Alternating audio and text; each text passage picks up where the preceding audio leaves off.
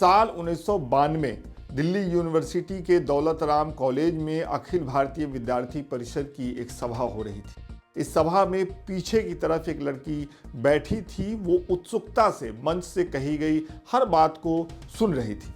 वो हाल ही में संगठन का हिस्सा बनी थी, लिहाजा सब कुछ जान लेना चाह रही थी। सभा दर सभा ये लड़की अखिल भारतीय विद्यार्थी परिषद का हिस्सा बनी रही और धीरे धीरे आगे बढ़ती रही।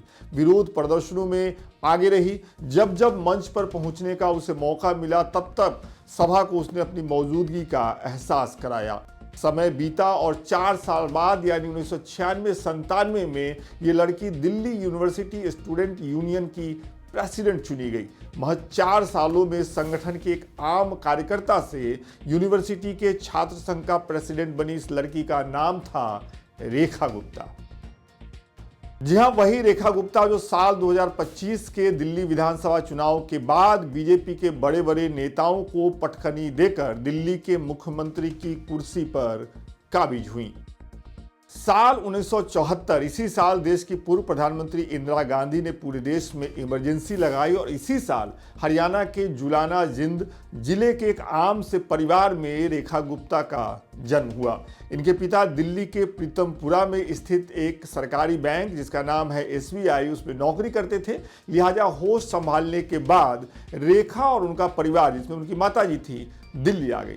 दिल्ली में ही इनकी प्रारंभिक पढ़ाई लिखाई शुरू हुई और ऐसा इनकी वेबसाइट पर लिखा हुआ है कि बचपन से ही रेखा गुप्ता राष्ट्रीय स्वयंसेवक संघ का हिस्सा बन गई। ये जानकारी रेखा गुप्ता की वेबसाइट पे मिलती है। पढ़ाई लिखाई की बात करें तो हायर एजुकेशन के लिए रेखा गुप्ता दिल्ली यूनिवर्सिटी के दौलत राम कॉलेज पहुंची। यही पहली दफा बीजेपी से जुड़े छात्र संगठन अखिल भारतीय विद्यार्थी परिषद का हिस्सा बनने के बाद वो दिल्ली यूनिवर्सिटी स्टूडेंट यूनियन का प्रेसिडेंट चुनी गई।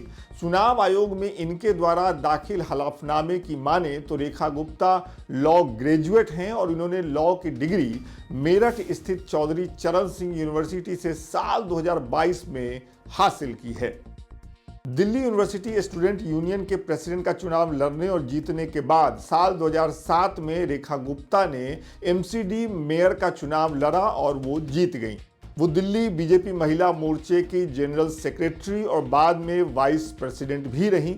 रेखा गुप्ता वैश्य समुदाय से आती हैं जिनकी अच्छी खासी संख्या दिल्ली में है। वैश्य समुदाय को आमतौर पे बीजेपी का कोर वोटर माना जाता है।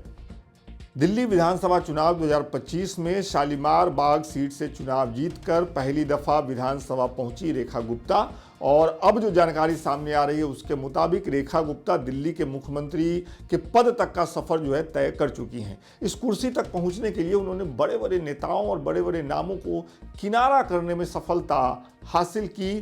चुनाव के रिजल्ट आने के बाद कई दिनों तक ये फैसला होता रहा, मीटिंग होते रहे।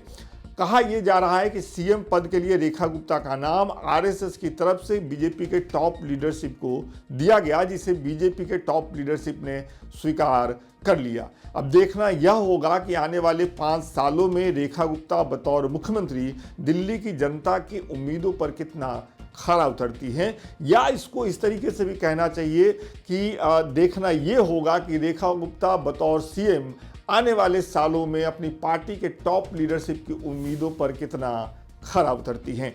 ये जानकारी आपको कैसी लगी कमेंट करके ज़रूर बताइए।